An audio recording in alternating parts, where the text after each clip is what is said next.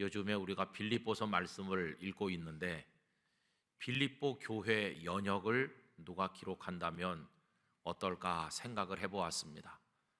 바울 사도께서 빌립보에 도착한 정확한 연대를 알지 못하는데 어떤 분은 50년이라고 하고 어떤 분은 51년, 52년이라고도 해요. 우리가 한 50년이라고 생각하면 아마 이렇게 연역을 기록할 것 같습니다. 50년 어느 날 주 예수 그리스도의 종 바울과 실라가 빌립보에 도착하다 강기테스 강가에서 루디아와 몇 명의 여성들과 더불어 첫 예배를 드리다 루디아의 집을 예배 처소로 정하다, 이렇게 빌립보 교회 연역이 시작될 거라고 생각합니다. 오늘 5절 말씀에 보면 첫날이란 단어가 나오지 않습니까? 너희가 첫날부터 이제까지, 그 빌립보 지역의 복음이 선포되던 첫날, 첫 예배가 드려지던 그날, 그 첫날의 주인공은 바울, 실라, 그리고 루디아를 비롯한 몇 사람의 여성들이었다고 말할 수 있겠습니다. 그분들은 첫날의 주인공이었었죠. 그런데 여러분, 참 놀라운 것은요, 바울 사도는 자신이 빌립보 교회 첫날의 주인공이라고 말하지 않는다는 것입니다. 바울 사도께서는 첫날의 주인공은 따로 계시다고 말하고 있습니다. 빌립보 지역의 복음이 전해지고 첫 예배가 드려지는 그 모든 것에 배후에 진정한 주인공이 계시다는 것입니다. 여러분, 그분이 누구이실까요? 오늘 본문 6절 앞부분에 보시면 이렇게 표현했습니다. 너희 안에서 착한 일을 시작하신 이가, 이렇게 시작되죠. 시작하신 분이 계셔요. 빌립보의 복음이 선포되도록 시작하신 분, 빌립보에서 예배가 드려지도록 시작하신 분이 계시다는 겁니다. 너희 안에서 착한 일을 시작하시니, 그분이 누구실까요? 하나님 아버지세요. 여러분, 하나님 아버지께서는 모든 첫날의 주인공이십니다. 그분이 빛이 있으라 말씀하시니 빛이 있었고 세상이 창조되는데 이 세상이 창조되는 첫날 주인공이 하나님이세요. 그리고 이 땅에 모든 것이 생겨났습니다. 이 세계가 존재케 하신 분, 역사가 시작되게 하신 분, 그리고 우리 성도님들의 인생이 시작되게 하신 분, 바로 하나님이십니다. 그래서 하나님께서는 모든 것의 알파이시며 처음이심을 성경이 말씀하고 있습니다. 그래서 여러분, 하나님께서 모든 것의 주인공이시고 시작하신 분이라는 걸 안다면 그 누구도 첫날의 주인공이 올라가는 무대 위에 버티고 있으면 안 됩니다. 다 내려와야 됩니다. 그 자리는 오직 하나님만을 위한 자리이기 때문입니다. 그런데 가끔 어떤 사람들은 이 회사, 이 교회, 이거 내가 시작했어요, 내가 개척자예요, 내가 일군 거예요, 그러면서 그 무대에서 안 내려와요.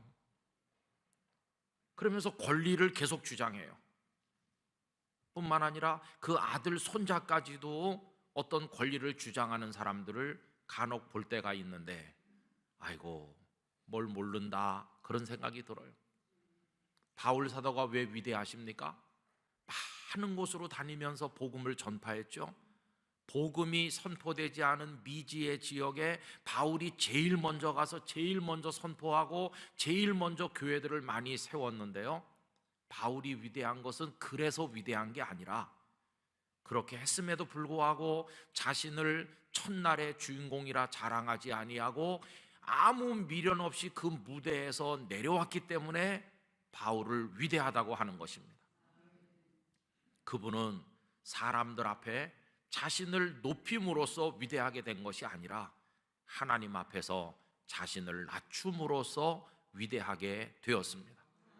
바울이야말로 철저히 하나님만이 모든 것의 시작이시오, 첫날의 주인공이시다, 이걸 깨닫고 고백했던 분이십니다. 성도 여러분, 우리의 생명의 시작 하나님이십니다. 존재가 있게 됐고 우리 인생과 삶이 시작되게 하신 분은 하나님이십니다. 그러하기 때문에 이 시간 예배하는 모든 영락의 성도들은 우리 하나님께 영광과 찬송과 존귀를 올려야만 마땅할 것입니다. 여러분, 그렇게 하나님은 시작하신 분이시고 첫날의 주인공이시고, 그러면 그분이 무슨 일을 하셨을까요? 방금 읽은 6절에서 착한 일을 시작하셨다고 말씀했어요. 여기 착하다고 번역된 그 헬라어 단어는 아가토스인데, 아가토스와 대응하는 구약의 히브리어 단어는 토브입니다. 이 아가토스는 착하다, 선하다 그런 뜻이거든요. 토브 역시 선하다는 뜻을 가지고 있어요. 이 히브리어 토브가 많이 사용된 것은 창세기 1장입니다. 하나님께서 첫째 날, 둘째 날 쭉 창조가 진행되는데 그 중에 보시기에 좋았더라, 좋았더라 이렇게 말씀하잖아요. 거기 좋았다고 번역된 단어가 그게 바로 토브입니다. 여러분, 거기서 중요한 것은 뭐냐 하면 보시기에 좋다, 나쁘다를 결정하는 기준이 누구십니까? 하나님이십니다. 하나님께서 보시기에 좋으면 좋은 겁니다. 그러나 하나님께서 보시기에 나쁘면 사람들이 보기에 아무리 좋아도 그건 나쁜 겁니다. 우리 성도는 무엇이 좋은 것이고 무엇이 나쁜 것인가를 판단할 때 내 눈을 기준으로 하는 것이 아니라 하나님을 기준으로 해야 되는 것입니다. 하나님께서 좋다고 하시면 좋은 겁니다. 그런데 여러분, 하나님께서 세상을 창조하시고 보시기에 좋다, 심히 좋다 이렇게 하셨는데 하나님이 좋다고 하신 게 뭘까요? 다른 게 아니라 질서입니다. 질서. 하나님께서 세상을 창조하셨죠. 코스모스, 우주를 창조하셨는데 코스모스란 단어 속에는 질서라는 뜻이 들어 있습니다. 하나님께서는 광대한 이 세상에 질서의 체계를 창조하셨어요. 정확하게 봄, 여름, 가을, 겨울이 진행되고 해와 달과 별들이 얼마나 그 궤도를 따라서 한치의 오차도 없이 질서를 지키면서 운행되고 있는지, 하나님이 창조하신 세계는 너무나 기기묘묘한 질서의 체계라고 할 수 있습니다. 그걸 만드시고 보시기에 심히 좋았다고 하셨어요. 그런데 문제는 우리 사람이에요. 우리 사람들은 그걸 보고 좋다고 하는 게 아니라 사람이 좋아하는 게 뭔지 아세요? 자기 욕심을 달성하는 게, 그게 사람은 보기 좋다 그러는 거예요. 내 욕심이 채워지면 와, 보기 좋아 이러는 거거든요. 그래서 사람들은 하나님이 보시기에 좋아하신 그거를 자기도 좋아했어야 되는데 그렇게 하지 아니하고 자기 욕심이 채워지는 걸 좋아하다 보니까 하나님께서 좋아하시는 것과 충돌하게 되었고, 자기 욕망을 달성하려고 하다 보니까 거기 죄라고 하는 게 생겨나게 되었습니다. 여러분, 우리 사람에게도 우주 만물에 부여된 것과 같은 질서가 있습니다. 해와 달과 별들이 궤도를 따라 돌듯이 사람도 사람답게 살려면 질서를 지켜야 되는데 우리에게 부여된 질서가 뭘까요? 위로는 창조주 하나님을 경외하는 겁니다. 아래로는 형제 자매를 사랑하는 겁니다. 그리고 이 하나님이 만드신 자연 속에 살면서 하나님의 뜻대로 누리고 관리하는 겁니다. 그런데 욕망을 달성하기 위해서 이 질서를 다 깨뜨렸어요. 하나님을 경외하기는커녕 자기가 신이 되려고 하였습니다. 사람을 사랑하기는커녕 미워하고 심지어 죽이는 일이 비일비재하게 일어났습니다. 그리고 이 자연을 잘 관리하고 그 속에서 하나님의 뜻대로 살았어야 되는데 욕망을 위해서 자연을 착취하다 보니 온 지구촌이 생태계 파괴로 인해서 현재 고통받고 있지 않습니까? 이게 인간의 죄로 인해서 생겨난 질서의 파괴입니다. 하나님께서 마음 아파하셨습니다. 내가 아름다운 질서를 만들었는데 인간은 죄로 인해서 다 깨뜨렸구나. 그래서 하나님께서는 이 질서를 다시 복원하기로, 회복시키기로 결심하셨습니다. 그래서 위대한 일을 시작하셨는데, 파괴된 질서가 회복되는 거, 이게 바로 하나님께서 이루시는 구원입니다. 오늘 6절 본문에서 너희 안에서 착한 일을 시작하셨다고 할 때, 그 착한 일이 질서를 회복시키는 일이요, 구원하시는 일인 것입니다. 그런데 여러분, 이 일은 어디서 시작되는가? 한 사람 한 사람의 심령 속에서 먼저 시작됩니다. 한 사람의 심령 속에 이 질서가 회복이 되면 자기가 죄인인 걸 깨닫게 되고, 하나님 앞에 나 엎드려 회개하고 하나님을 창조주 아버지로 섬기게 됩니다. 그러면서 죄로부터 놓여지면 사망과 사탄의 손에서 벗어나고, 이제는 사람들을 사랑하며 생태계를 보존하며 절제하며 하나님의 뜻대로 살려고 노력하는 사람으로 변화되게 됩니다. 이게 구원받은 성도의 모습인 것이죠. 여러분, 이렇게 한 개인이 그 질서가 회복이 되어서 그 삶이 제자리를 잡게 되면, 이게 그 한 사람에게서 머무는 게 아니라 이렇게 다른 사람들 속으로 확장되어 퍼져나가게 됩니다. 사울을 생각해 보세요. 그는 핍박자로서 그 질서가 깨졌던 사람인데, 하나님께서 그의 심령 속에 질서가 회복되게 하셔서 하나님을 제대로 경외하고 예수님을 통해 구원을 얻게 하고 사람을 사랑하게 하고, 이렇게 하니까 그가 이제 바울로 변화된 다음부터는 사방으로 다니면서 다른 사람들의 가슴 속에도 이 질서가 회복되는 구원의 역사가 나타나도록 헌신하고 여러 지역을 다니게 되었는데, 이것이 무엇입니까? 사도 바울의 선교인 것입니다. 그럼 바울 혼자만 이 하나님이 시작하신 착한 일에 동참했는가? 아니에요. 그동안에 말씀드린 것처럼 빌립보 교회 성도들도 이 복음을 위한 일에 함께 참여하지 않았습니까? 그래서 5절을 읽어보면, 너희가 첫날부터 이제까지 복음을 위한 일에 참여하고 있기 때문이라. 여러분, 루디아도, 거기 간수도, 빌립보 성도들도, 에바브로디도도 다 같이 다른 사람들의 가슴 속에도 이 질서가 회복되게 하는 선교를 위하여 헌신했음을 우리가 알고 있습니다. 여러분, 이렇게 사람들 속으로 퍼져나가는 하나님이 시작하신 착한 일은 종국에는 어디까지 이르는가? 파괴된 자연 만물이 회복되는, 온 우주가 구원받는 데까지 나가게 되는 것입니다. 여러분, 성경은 이 우주 만물의 구원을 어떻게 말씀하느냐 하면, 현재 망가진 이 땅과 이 하늘은 다 사라지겠지만 하나님은 새하늘과 새 땅을 창조하심으로 온 우주가 구원받는 것을 말씀하고 있죠. 요한계시록 21장 1절에 보면, 또 내가 새하늘과 새 땅을 보니 처음 하늘과 처음 땅이 없어졌고 바다도 다시 있지 않더라, 이렇게 말씀했어요. 그래서 여러분, 하나님께서는 이 질서를 회복하기 위해서 착한 일을 시작하셔서 우리 심령 속에 구원의 역사를 이루시고, 이것이 퍼져나가 선교가 되게 하시고 온 우주 만물이 구원받기까지 당신의 착한 일을 진행시키고 계신 것입니다. 그런데 여러분, 이 하나님이 시작하신 착한 일은 언제까지 지속될 것인가? 여러분, 오늘 본문 6절에는 그리스도 예수의 날까지 이루실 줄 우리는 확신한다고 얘기했어요. 여기 그리스도 예수의 날, 바울의 서신 속에는 여러 가지로 표현했어요.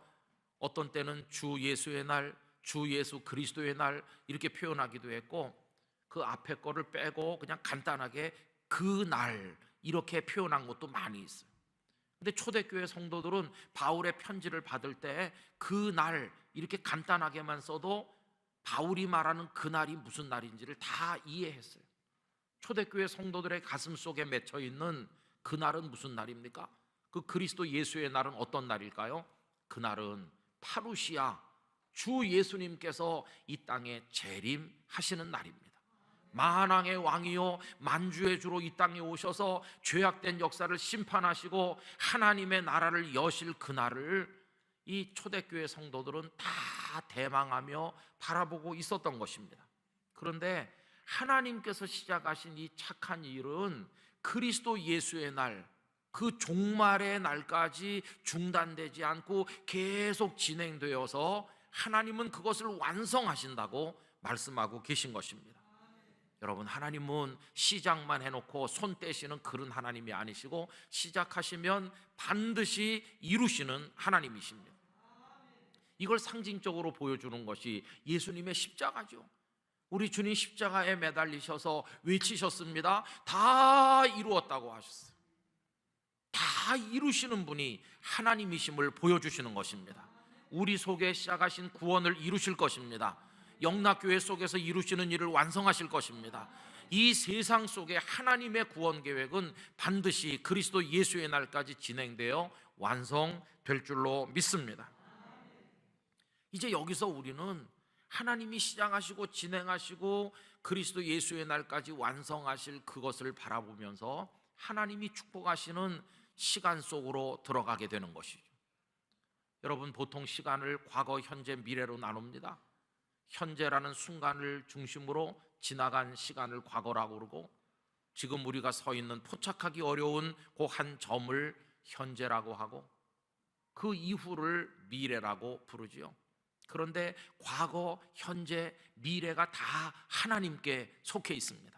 과거는 시작하셔서 여기까지 이끄신 하나님께 속해 있고, 현재는 지금 이 순간 우리를 붙드시는 하나님께 속해 있고, 미래는 마지막 날까지 완성하여 이루실 하나님께 속해 있는 것입니다. 그래서 성도는 현재라고 하는 이 시점에 서서 고개를 돌려 과거를 바라보는 거죠. 여러분, 과거로 고개를 돌려보십시오. 성도님들께서 태어나셔서 오늘 이 예배 자리에 이르기 직전까지 지나간 시간을 쭉 바라보시면 무엇이 보일까요? 하나님의 인도하신 은혜, 하나님의 구원하신 사랑, 하나님께서 나에게 베푸신 그 모든 것들이 눈에 보이게 될 것입니다. 우리나라 일제 치하에서 너무도 고통받고 전쟁 속에서 잿더미가 되고 폐허가 되었고 말할 수 없는 가난으로 그 이후에 고통받았음에도 불구하고 오늘 이만한 나라로 여기 존재하게 된 거 지난 세월 베푸신 하나님의 은혜입니다. 하나님께서 우리를 에베네셀의 은혜로 여기까지 도우셨기에 우리가 이 자리에 있게 된 것입니다. 이제 우리가 할 일은 그 하나님을 찬양하는 것입니다. 하나님께 영광과 존귀를 올려드리시기를 부탁드립니다. 그리고 이제 우리는 현재에 서 있습니다. 여러분, 현재는 손에 잡히지 않는 찰나지간 한 점입니다. 지금 그럼 벌써 그건 과거가 됐어요. 우리 앞에 오는 시간은 금방 과거가 됩니다. 우리는 한 점 위에 서 있어요. 그러면 현재는 어떤 시간일까요? 하나님께서 사랑의 줄로 우리를 붙들어 매시고 우리를 눈동자와 같이 지키시는 시간이 현재입니다. 지금도 우리의 마음을 들어 하나님을 찬송할 수 있도록 우리의 호흡을 주장하시고 우리의 심장이 뛰게 하시고 우리 사지백체 오장육부 속에 우리 영혼 구석구석에 하나님의 은혜가 지금도 내려지고 있는 것입니다. 여러분, 앉아 계신 그 자리, 성도님들이 계신 곳에 지금 이 순간도 하나님은 우리의 하나님으로 우리에게 은혜와 복을 내려주고 계신 것입니다. 현재는 그래서 하나님과 동행하는 시간이요, 하나님의 은혜 속에 잠기는 시간이요, 하나님을 맛보고 그 하나님의 사랑에 감격하는 시간이요, 음식으로 말하자면 입안에 넣고 씹는 시간입니다. 얼마나 감사한지 성도님들의 모든 순간이 복되시기를 축원합니다. 이제 우리는 다시 반대쪽으로 눈을 돌려서 우리가 살아갈 남아있는 시간을 바라봅니다. 여러분, 살아갈 남아있는 시간, 미래를 보시면 뭐가 눈에 보이시나요? 캄캄하죠. 환하게 열려서 저 끝까지 명확하게 보이는 게 없어요. 갈브레이스라는 사람은 우리의 시대는 불확실성의 시대라고 말했는데 모든 인생이 사는 모든 시대가 다 불확실했습니다. 우리는 내일 일을 모릅니다. 어떤 일이 우리에게 닥칠는지 알지 못합니다. 그럼에도 불구하고 우리가 두려워하지 않고 새로운 아침을 맞이할 수 있는 이유가 뭘까요? 하나님은 그리스도 예수의 날까지 이루실 줄 믿기 때문입니다. 하나님은 미래 속에서도 우리를 도우실 걸 믿기 때문입니다. 여러분, 창세기 22장의 아브라함의 이야기를 생각해 보세요. 아들 이삭을 제물로 바치기로 마음에 결심하고 새벽 일찍 출발해서 모리아 산까지 사흘 길을 걸어갈 때 아버지의 심정이 얼마나 괴로웠겠습니까? 이 아들이 나와 같이 산에 올라가지만 내려오지는 못할 것을 생각하니 아브라함의 마음이 무너졌을 것입니다. 그러나 이삭은 멀쩡하게 아버지와 같이 산 아래로 내려왔습니다.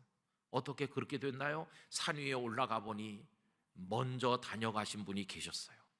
하나님께서 먼저 왔다 가셨어요. 먼저 오셔서 숫 양을 준비해 놓으셨어요. 아브라함아, 아브라함아, 내 아들 이삭에게 손을 대지 말아라. 그 숫 양을 제물로 바쳤어요. 깨달았습니다. 하나님은 언제나 나보다 먼저 가시는구나.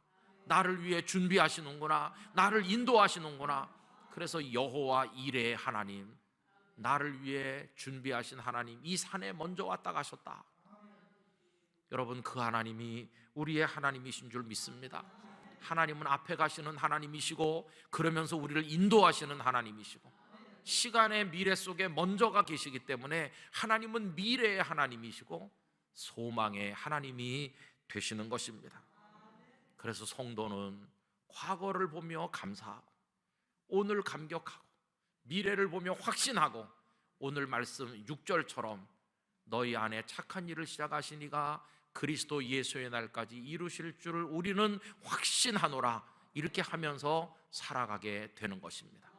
여러분, 오늘 6절의 말씀이 영락교회 성도들에게 축복으로 이루어지기를 간절히 기원합니다. 그러면서 바울 사도를 이제 생각해 보면 지금 로마 감옥에서 쓰시잖아요. 얼마나 인간적인 아쉬움이 많았겠어요.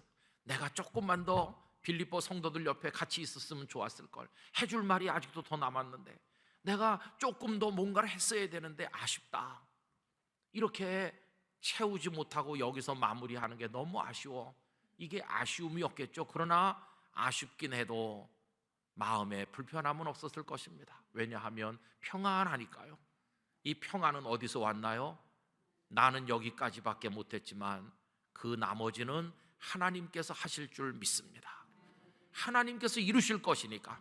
빌립보 교회도 그 성도 한 사람 한 사람도 그 주변 지역 선교하는 것도 하나님께서 이루실 것이니 그리스도 예수의 날까지 완성하실 것이니 괜찮아.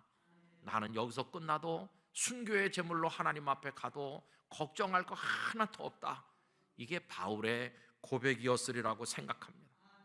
하나님이 시작하셔서 진행하시고 완성하실 그 긴 구원의 역사에 있어서 바울은 자기 자신이 그 작은 하나의 고리에 불과하다는 걸 알았고 그 고리 그 다음을 이어나갈 또 다른 사람들을 하나님께서는 준비하셨다는 걸 깨닫고 있었던 것입니다.